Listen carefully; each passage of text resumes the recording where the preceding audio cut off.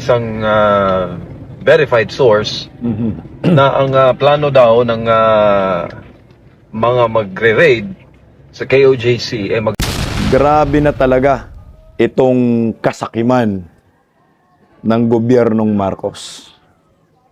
Mantakin mo ha,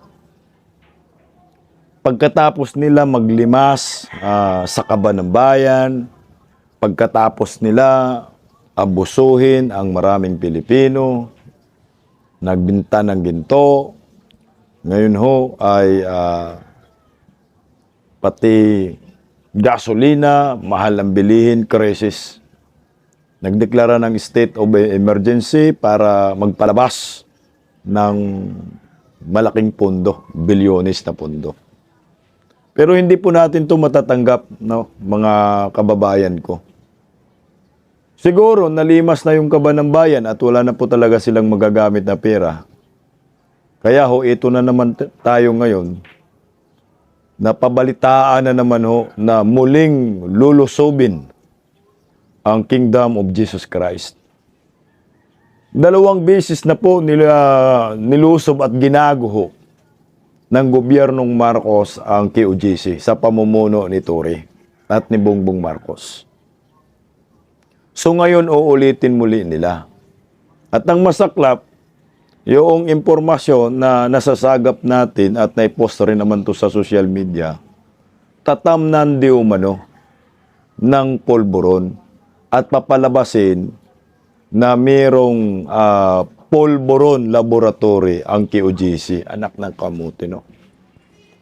Hindi na po ito normal, hindi na po ito usual sa isang gobyerno na kamkamin mo yung mga ari-arian ng isang pribadong sektor na wala pong kinalaman sa kaban ng bayan, itong KOJC.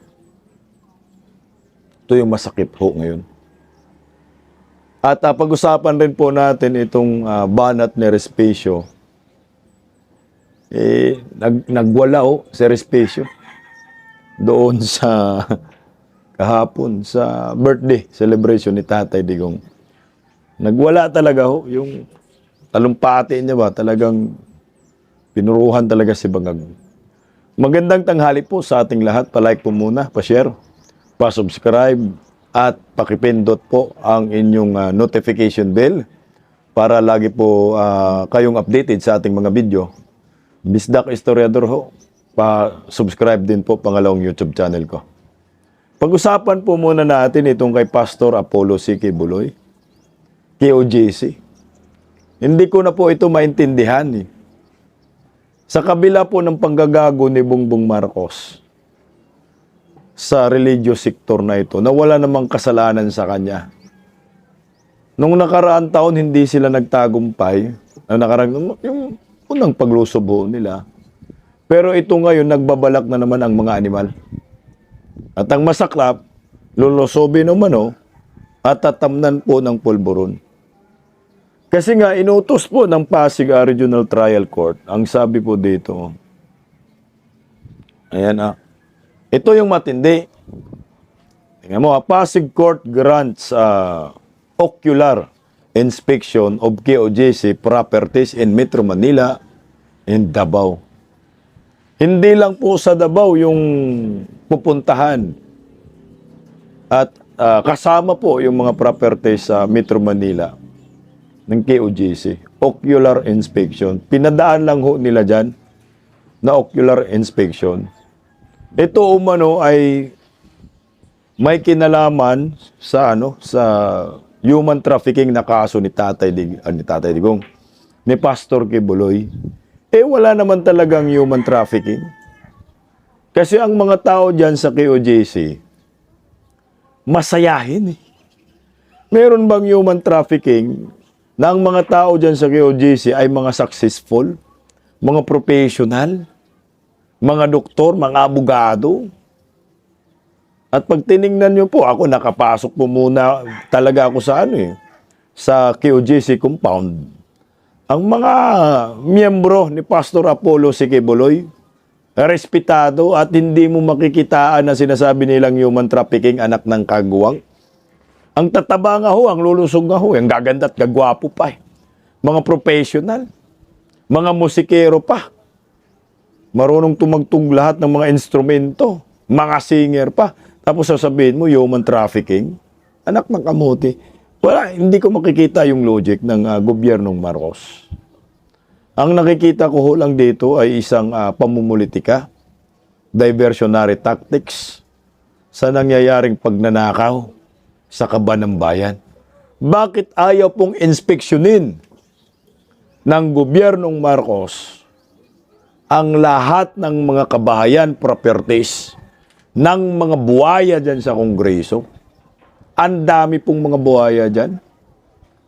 At yung mga properties ng mga Marcoses, yun po yung inspeksyonin. Dahil 100% mga nakaw yan galing sa kaban ng bayan.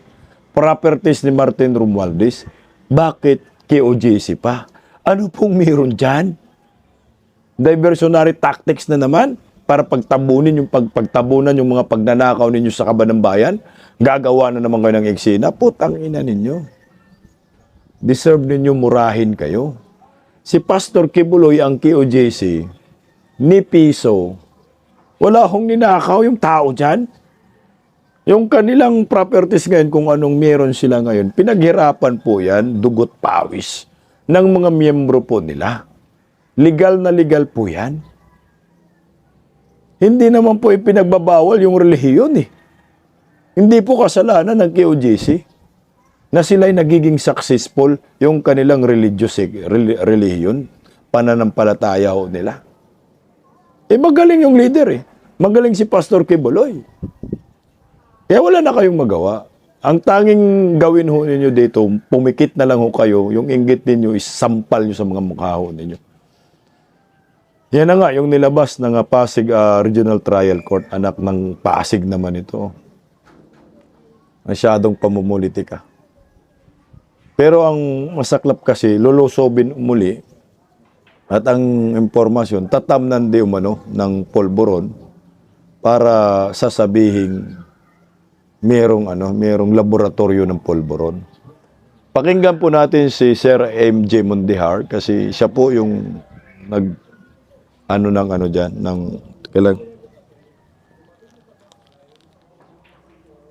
ng impormasyon, no? Pakinggan po natin. Magandang gabi mga kababayan. Meron po akong natanggap na unverified report mula po sa isang verified source na ang plano daw ng mga magre-raid sa KOJC ay maghanap daw po ng Shabu Laboratory o di kaya Chemical Laboratory sa loob ng compound. Mind you, August 2024, 16 days po sila na nagmanman sa loob ng gulo, nanira ng property. Wala nga silang nakitang sinasabing witness o sinasabing nagreklamo sa human trafficking na binibintang nila ngayon kay Pastor. Ginalugad na nga nila yung buong compound. Yung aming cathedral, anniversary namin, hindi kami nakapasok dahil ginawa nilang kuta, ginawa nilang kampo. Tapos ngayon, papasok sila para maghanap ng di umano'y Shabu Laboratory o di kaya chemical lab sa loob ng KOJC. Hindi pa po ba sapat yung 16 days? Kung totoo man itong mga nasagap nating ipinapaabot na impormasyon ng mga kaibigan, anong klaseng gobyerno, anong klaseng sistema itong nangyayari sa ating Pilipinas? Stop muna tayo dun. Anak ng kagwang, napakalabo naman ho. Paano nagkaroon ng polboron laboratory dyan sa KOJC? Relihiyon? Polboron laboratory? Putang, hindi talaga na. Alam mo po yung kung saan ang polboron laboratory? Siguro, meron pa dyan sa Palacio de Polboron, na Malacanang. Baka nandyan pa. Di ba, kamakailan? Merong red dyan sa Malacanang, sa may San Miguel. May Shabu Laboratory dyan. Tapos ibintang ninyo sa KOJC. Tama yung logic ni MJ Mondihar. 16 days kayo, nagkampo dyan sa loob ng KOJC. May mga metal detector pa kayong nalalaman. Naguhukay pa kayo ng anak ng kagwang, yung heartbeat. Pero wala kayong nakitang Shabu Laboratory. Paano nagkaroon ng Shabu Laboratory dyan? Ito, butang inan namang diversionary tactics to.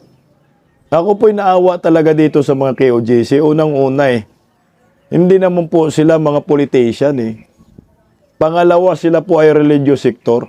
Pangatlo, at hindi po nila yan ninakaw yung pera nila dyan, kayamanan nila dyan sa kanilang relihiyon.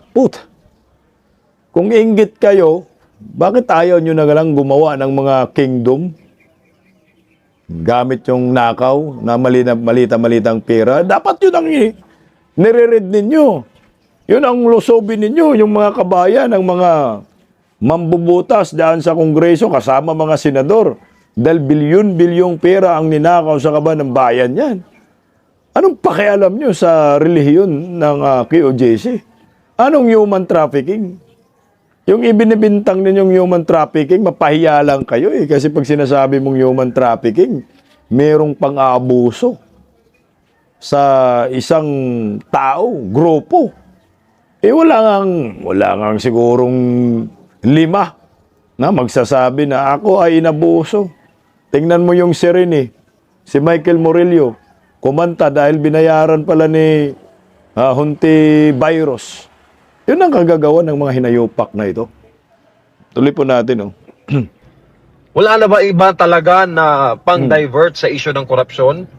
Kundi gagawa kayo ng issue at the detriment of innocent church people living na hindi naman nagnanakaw sa kaban ng bayan. Exactly. Hindi ba sapat sa inyo? Hindi pa ba sapat sa inyo yung mga injustices na ginawa ninyo sa KOJC?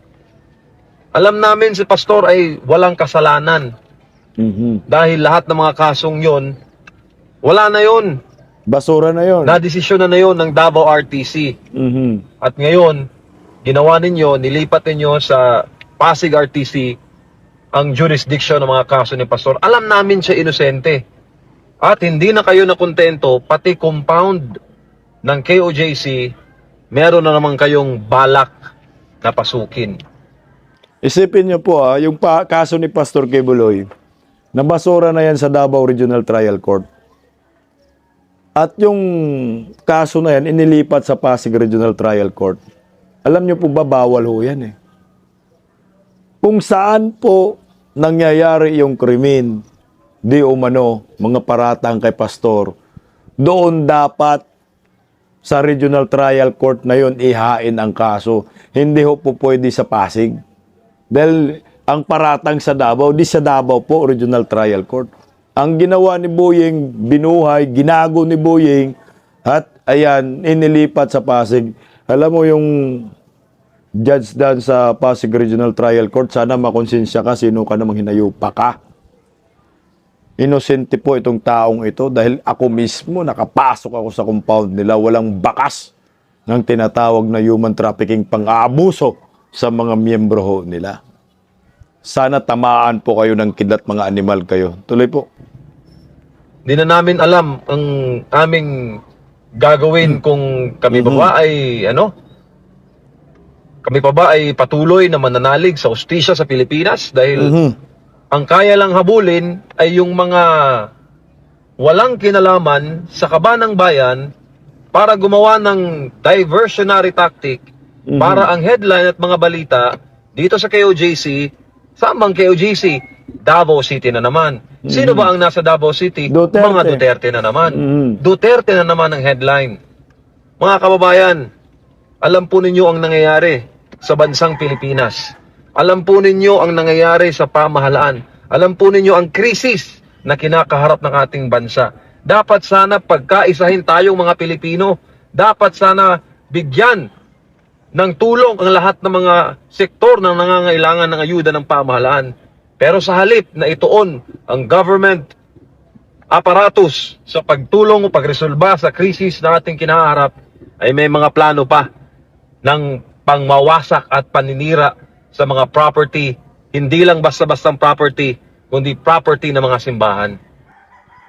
Alam niyo po, ito na po ay paglabag sa separation of power ng simbahan at ang Estado.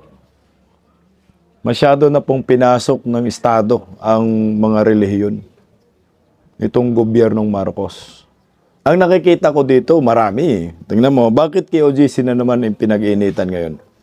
Alam po nila na yung mga properties ng KOGC ay meron ho talaga. So, milyon-milyon siguro, trilyon-trilyon, meron. Basta may kayamanan. Pero yung property ng mga yan, tandaan po ninyo, hindi po yan galing sa kabanabayan. Hindi po yan nakaw. Yan po ay pinaghirapan ng dugot pawis ng mga miyembro ng KOJC at Pastor Apollo Sikibuloy. Ang nakikita ko po dito, bukod sa diversionary tactics na ginagawa ho nila, ay naghahanap po talaga sila ng pundo. Pera ho. Lalo na po ngayong krisis sa ating ekonomiya, wala na po silang makulimbat at wala na po silang manakaw. Dahil yung kaba ng bayan ay naubos na po nila sa pagnanakaw. So anong gagawin ho nila? Sumang-angkin ng mga kayamanan ng mga pribadong individual. Ang namasakla po dito ay religious sector. Yun po yung gusto nilang kamkamin at kukunin yung kayamanan na yon. Kung ikaw kaya, isang pribadong tao, papayag ho ba kayo na basta-basta na lang kunin ng gobyerno ang inyong property, kayamanan na pinaghirapan ninyo, legal? Lalo ito na relihiyon. Tangina siguro, magkamatayan, para sa akin. Hindi ho po pwede na angkinin lang ho nila ito basta-basta. Napakaganda ho kasi ng KOJC compound. Dito pa lang yung kingdom. Maingit talaga yan si Palaka. Mantakin mo, pinaghirapan nila yan, mga inhenyero, lahat, Diyos ko. Kukunin lang ng gobyernong Marcos dahil wala na ho silang pambayad sa mga buhaya dyan sa Kongreso at sa mga ensaymada vloggers. Hindi ho po pwede yan. Talagang papalagan. Basahin ko po yung isa sa mga reporter nag-post ng Isiminay. KOGC member ho ito, si Lorin Santos. Ang sabi niya ho rito, sa loob ng mahigit 4 na dekada, itinayo ng mga miyembro, misyonaryo at mga manggagawa ng KOJC ang aming mga compound at institusyon sa pamamagitan ng sakripisyo pagtutulungan.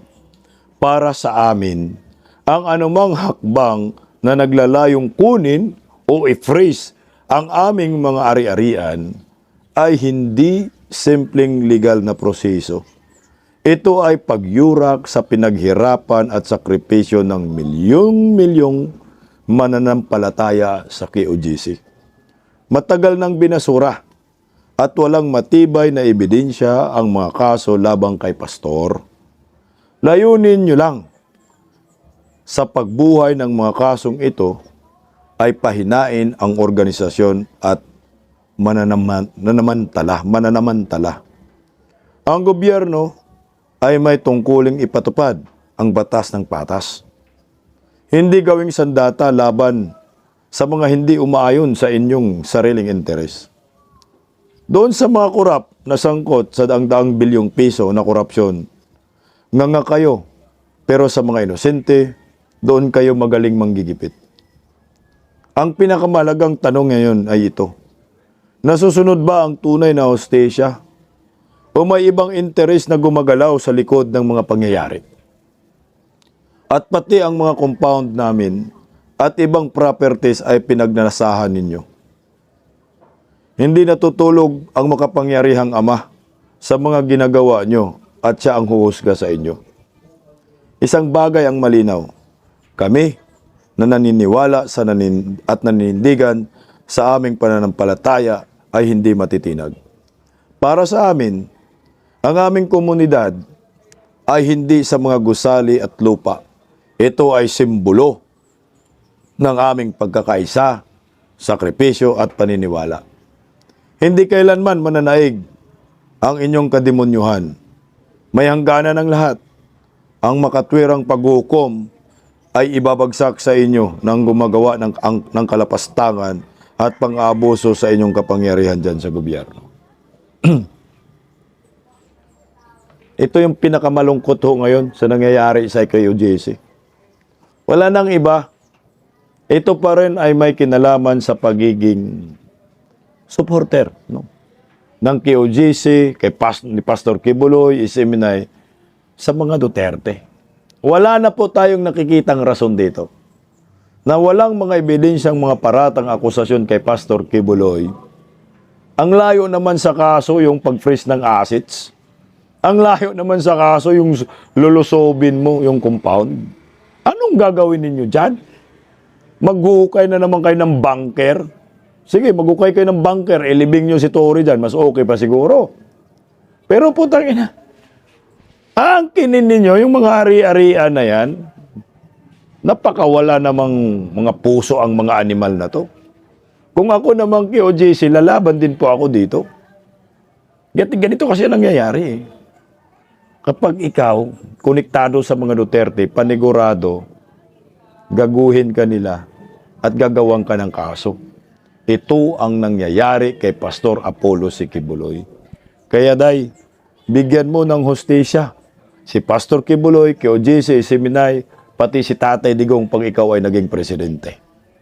Ginigipit nga ho yung mga dumidikit sa mga Duterte. Pero kamalas nila. Pati mga kababayan nila, galit sa kanila. Kababayan ni Bongbong Marcos na si Chavit Singson, sinusuka siya. Harap-harapan sinabi, binudol po ako ninyo. O ngayon, ito isa. Kababayan ho ninyo. Si Attorney Harold Respecio pumunta doon sa birthday ni Tatay Digong sa Davao. Nagwala. O tingnan mo, ginagago ninyo yung mga Duterte pero ngayon ho, nadagdagan ng mga kakampi, kababayan pa ho ninyo mga hinayupak. Kayo pakinggan natin na si Attorney Harold Respecio. Madayo Davao!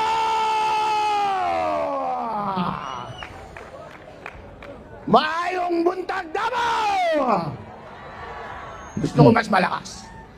Maayong buntag Davao! Yeah, pare! Magandang araw po sa inyong lahat. Ako po si Atty. Harold Respicio, Vice Mayor ng Reyna Mercedes Isabela. Doon si Inday, Ang oh. Isabela po ay nasa norte. Isa po akong Ilocano. Nagtataka siguro kayo, bakit ako nandito? Nandito ako para sabihin sa inyo na ang mga Ilocano, ang mga taga-Isabela, mga taga-Luzon, ay solid Duterte! Parang wrestling lang. Putang ina, solid naman talaga Duterte ang Luzon. Kita mo naman yung ratings, pati Norte. Solid naman talaga yung Duterte. Wala nang Marcos, maniwala kayo. Ikaw ba taga Norte? Gustuhin mo pa suportahan si Marcos? Putang ina, pati kayo dyan, apektado yung langis ninyo. Kala siguro dyan sa Norte, mga 50 lang ang litro ng diesel. Hindi. At pati gas, hindi. Apektado tayong lahat. Kaya si Raulo na lang kayong mga taga-Norte, pag Bongbong Marcos pa rin ang inyong susuportahan mga tragis okay ni Nam. Tama itong kay Respecio. Solid Duterte tayo. Sinasabi ko po sa inyo, sinasabi ko kay VP Sara, mula sa aming bayan at sa aming isla at sa aming probinsya, mahal po kayo ng mga Ilocano. Yun, no. Totoo po yan. Hindi po ako nang bobola. Dahil po, kahit sabihin nilang maraming nagmamahal kay BBM, hindi ibig sabihin na hindi namin mahal si Sara. Dahil sa totoo lang po, nung tumakbo si VP Sara at si BBM ng sabay, noong nakaraang eleksyon, tuwang-tuwa po kami. Bakit po? Dahil ito na po ang pagkakataon na i-redeem ng mga Ilocano ang kanilang masamang nakaraan. Pero BBM, Yan na. ano ang ginawa mo? Sinayang mo! Instead na i-redeem mo ang pangalan ng iyong pamilya, Lalong winasak. ang ating lahi, nag-double down ka pa sa pagnanakaw! Gabi. Instead na suportahan mo ang nagpanalo sa iyo bilang presidente Patay, taga Ilocos na talaga nagsabi yan, ha? Ipinahuli mo ba ang kanyang ama Eh. sa mga dayuhan? Wala kang utang na loob!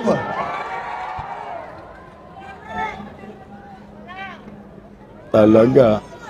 Mga kababayan, ito po ang tinatanong ko sa inyo. Gusto nyo ba umuwi si President Rodrigo Duterte dito sa Davao? BBM, hindi ka nag-iisip. Mas inuna mo ang iyong pinsan na si Tambaluslos. Isa kang tanga.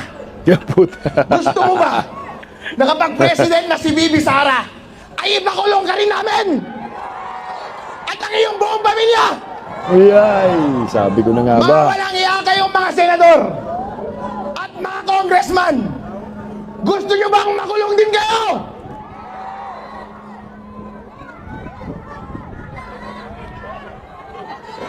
Ngayon po, ito ang ginagawa nila. Gusto nilang i-impeach si VP Sara para hindi siya manalo bilang presidente ng Pilipinas. Papayag ba kayo doon? Ayun, gusto kong mas maging malakas ang inyong sagot. Gusto kong iparinig ninyo hanggang sa Malacanang. Papayag ba kayong hindi maging presidente si VP Sara Duterte ng Pilipinas? Maraming salamat po.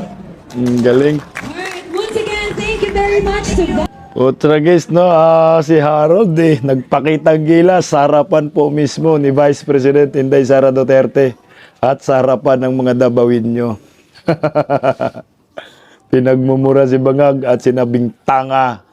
Tama yan naman talaga. Makukulong talaga yang si Bongbong Marcos para sa akin lang, ha. Kulong ho ito. Papayag man sila sa ayaw nila sa gusto. Sure naman na magiging presidente si Inday Sara, there will be a day of reckoning.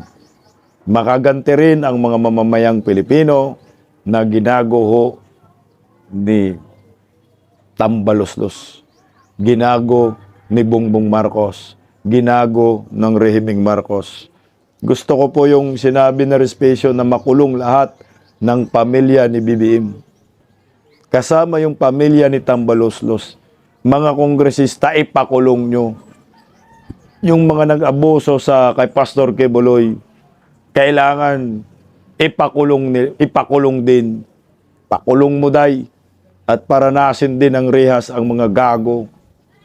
At itapon din sa Pasig River. Alam nyo po, no?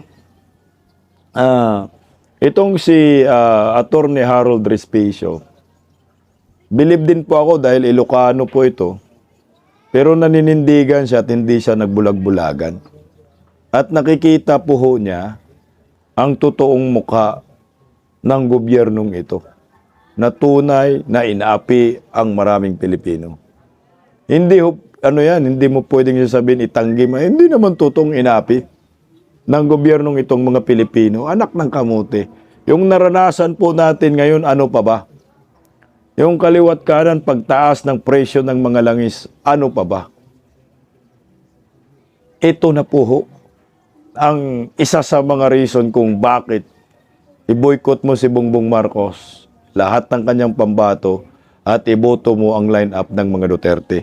Ayon nga po, ayon nga po kay Rowena Ganson na ang tanging makapagpakulong sa mga kurakot, sa mga Marcoses, kay Romualdez, mga kongresista, ay wala nang iba, si Vice President Inday Sara Duterte. Na kung ikaw, Pilipino, gusto mo makaganti sa mga kawatan, ay putang ina, iboto mo yung ipaghiganti ka. No? Wala nang iba si Vice President Inday Sara Duterte. Hindi lang personal na laban Inday Sara ito sa 2028, kundi laban po ito ng maraming Pilipino. Gusto ko po yung word na sinasabi ni Attorney Harold Respicio. Gusto nyo bang makauwi si former President Duterte? Talaga naman, gusto natin.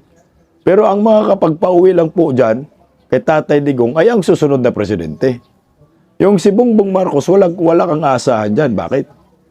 Si Bongbong Marcos man ang nagkidnap at ipinadala sa dahik, illegal, at hindi nabigyan ng tamang proseso, itong si Tatay Digong, yung karapatan ay hindi po ibinigay. Yan ang maliwanag ho yan. Kaya si Inday Sara ang tanging pag-asa natin at ipaghiganti po tayo sa mga nangyayaring kahirapan ngayon sa ating bansa under Marcos admin. Malapit na po yan mangyari.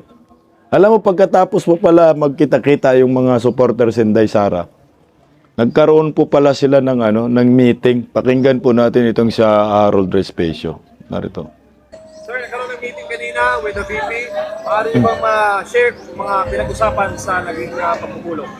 Yun, nagpasalamat lang po si Vice President Sara Duterte sa mga bumisita po, lalo na po yung mga iba nating kongresista kanina dahil sila po ay naglaan po ng oras pumunta sa Davao. Ang sabi po ni Vice President ay ang araw na ito ay hindi lamang kaarawan ng isang Pilipino, kundi sineselebrate yung leadership, yung legacy ni Rodrigo Duterte bilang naging pinuno at ama ng sambayan ng Pilipino.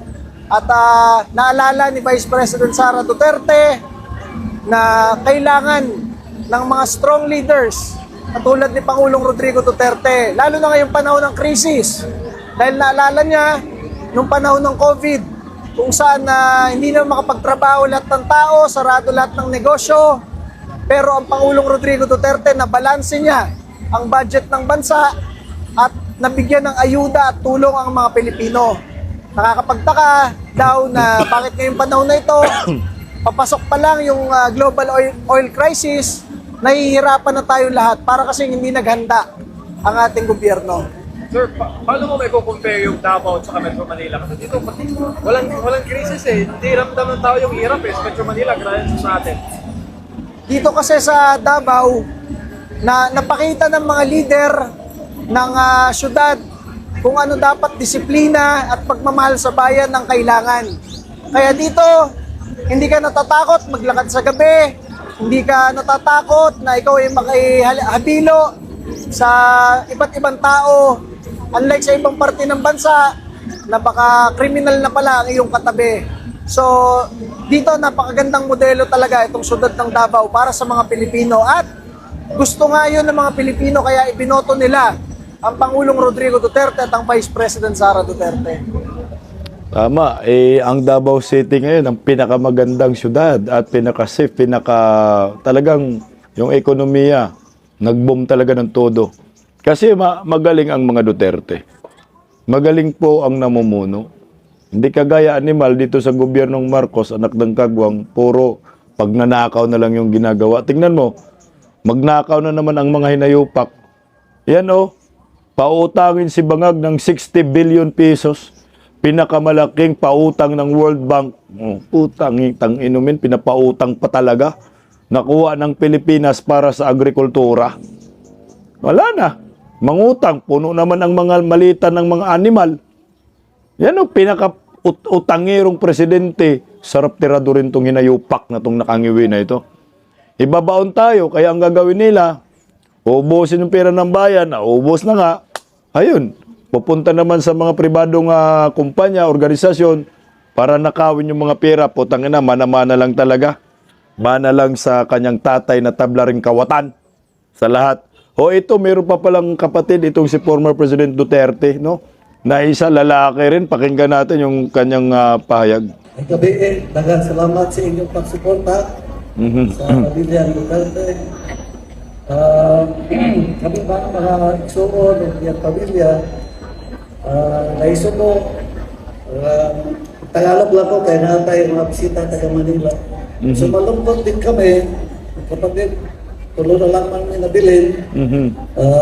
Pamilya si Sara, wala pang poder eh. Isa katuwing na lang ko na nato sa Bukitan.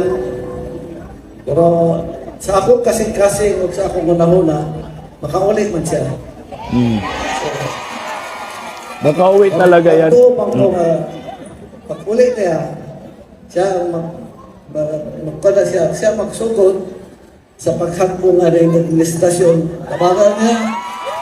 Puta, pabagsakin daw. Tabagan niya si Vice President, yung anak, para reviewon ang Pilipinas sa mga korap ng mga tao. So, Magandang lang ta kay base sa history natin, ang nangyari sa kanyang tatay na noon ay pinakulong din si Ninoy Aquino.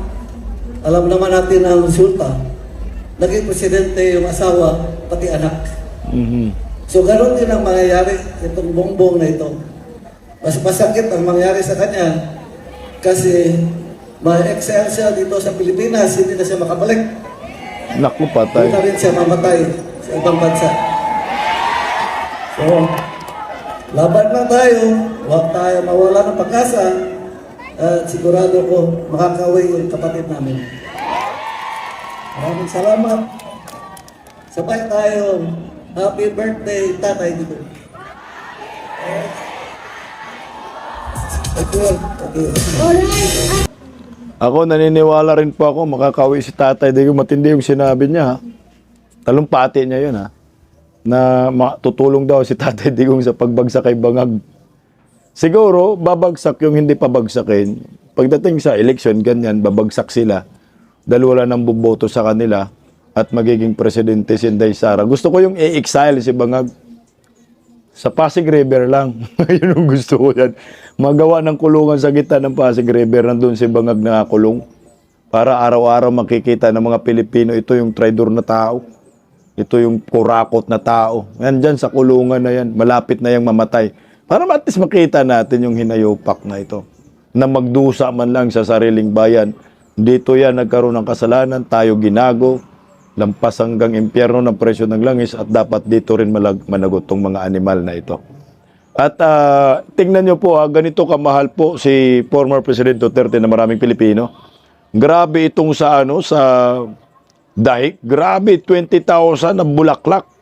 Ayan po para kay Tatay Digong yan. Sa kasaysayan ng buong mundo hindi lang sa Pilipinas. Dapat World Guinness Book of Record na to, 2 beses na to Sabay-sabay na birthday celebration sa isang tao sa buong mundo na dinaluhan ng libu-libong mga tao. Ito po yun, Si former President Rodrigo Roa Duterte nakagawa lamang yan at may mga bulaklak ba mantakin mo yan. Si Bangag siguro, mag-alay ng bulaklak na pangpatay, yun ang pwedeng kay Bangag. Si Duterte lang nakagawa yan. Wala nang iba. Ganon po kamahal ng maraming Pilipino si Rodrigo Roa Duterte. Kaya sana ito ay mapansin po ng hinayupak na ICC. Grabe, ang dami rin tao pala. Tingnan mo. Yan, Ang dami rin tao doon sa dahig. At saka hindi lang, sa dahig, sa Davao, marami pong nag-celebrate sa Hong Kong, sa Japan. At meron ding mga seaman, mantakin mo yung mga seaman na panood ko sa social media. Nag-celebrate po sila ng birthday ni Tatay Digong sa laot. Ganon kamahal ng maraming Pilipino si Rodrigo Roa Duterte na ito naman yung kinakainggitan ng mga hinayupak ng mga Marcoses sa mga Duterte. Putang ina, sumabit lang naman kayo Kaya po kayo binuto ng mga taga Mindanao because of Inday Sara Duterte. Pero ano po ang ginawa at sinukli ninyo dito po kay former President Duterte, mga portragis kayo. Ayan, kinidnap ninyo. At pati yung mga nagmamahal kay former President Duterte, sumusuporta sa mga Duterte, ginagago pa ninyo. Pastor Kibuloy, nakatulong din naman ang QGC sa mga Marcoses. Putang ina, mainstream media, sinusuka siya ng mga ABS-CBN, GMA, TV5, News 5. Kinanlong siya ngayon ni Pastor Kibuloy is MNI. Nabigyan siya ng bahay. O ngayon, sila pa ang may ganang mag-traidor kay Pastor Apollo si Kibuloy. Alam niyo po ako sa akin, huwag po kayong bumigay mga taga-QJC. Ipaglaban niyo po ang inyong karapatan. Ngayon, nasa kanila ang lahat. Nasa kanilang kapangyarihan, pero time will come na magdusa kayong mga hinayupak kayo at paparusahan kayo ng todo ng Panginoon. Kung makakaligtas man kayo dito sa batas ng mga tao, sigurado ako na hindi ka makakaligtas, Bongbong Marcos, sa batas ng Panginoon. Pag ka, hinayupak ka, punta ka talaga sa impyerno. At pagbayaran mo yung panggagago mo sa taong bayan. Sa Mindanao, dito sa Mindanao, wala na pong Marcos dito. Meron lang pa ilan-ilan, si Lovely, panga, yung mahabang panga, sulo lang siya. Tangay na. Sinusuka, yan si Bongbong Marcos. Magkano yung presyo ng diesel? Gagi, oh. Yung high is namin noon, 3.4 lang full tank noon. Ngayon magkano? 6.5? Ko Ginoo. May laman pa yun, 1/4, ibag 7,000. Kung talagang empty. Lalo pong nagagalit ang taong bayan. Ano na ngayon? Halo-halo na ang galit ng taong bayan dito kay Bongbong Marcos. Panggago kay Tatay Digong. Panggago kay Pastor Kibuloy, kay OJC. Panggago kay Inday Sara. Panggago sa taong bayan. Mahal ang presyo ng langis. Puta, kunik-kunik na. Hindi ho dito makakatakas si Bongbong Marcos. Talagang sisingilin po siya ng pagkakataon at there will be a time of reckoning. Naniniwala ako dyan na darating yan sa buhay ni Bongbong. Darating yan na ang mga Pilipino makaganti sa mga animal na to at babagsak ng todo itong si Bongbong Marcos, mga Marcoses. At muling makalimutan ng taong bayan itong mga animal na to. Hindi pala makalimutan. Maalala ng taong bayan na ang pamilyang Marcos magnanakaw noon, magnanakaw pa rin ngayon. Ang dugo ng nanalaytay sa kanila ay mga kawatan, dugong kawatan. Magnanakaw forever, mga Marcoses. Mga hinayupa kayong mga tanganista, sabi ni Harold Respicio, ang tanga mo, BBM. Kung tanga si BBM, tanga rin ho ang kanyang mga supporters. Tanga rin ho ang mga bayarang mga hinayupak na ito. Kakarmahin din po kayo. Ako ay naniniwala. Ang mga Pilipino makaganti rin pagdating ng tamang panahon. Basta kami sa Mindanao, buang nyo. Solid dito, Duterte kami. Solo lang yan si Lovely.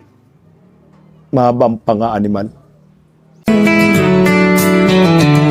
Paggising sa umaga, tanghali at gabi, nakikita ko ang post niya, ang hapdi. Paano nga ba to?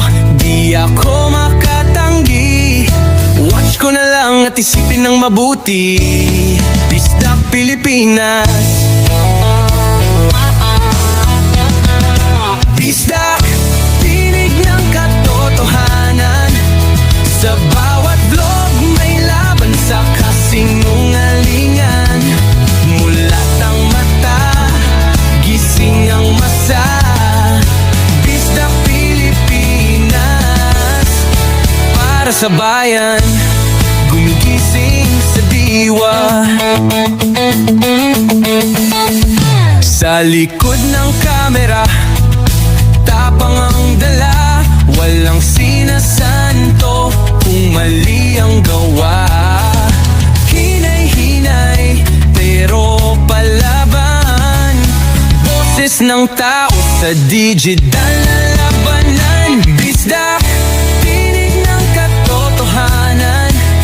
Sa bawat vlog may laban sa kasinungalingan.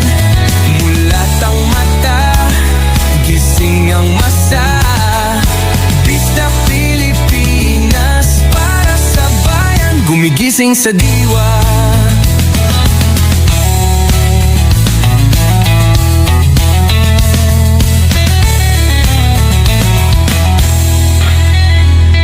Hindi artista, hindi politiko, pero ang katotohanan, sigaw niya ay buo. Sa YouTube o Facebook man siya makita, may aral ka pa rin, may uwi sa bawat salita. Bisdak, gising sa katotohanan. Di lang kwento, kundi panawagan. Sa bawat Pilipinong naghahanap ng liwanag. Bisdak Pilipinas, kasama sa pagbangon ng bayan.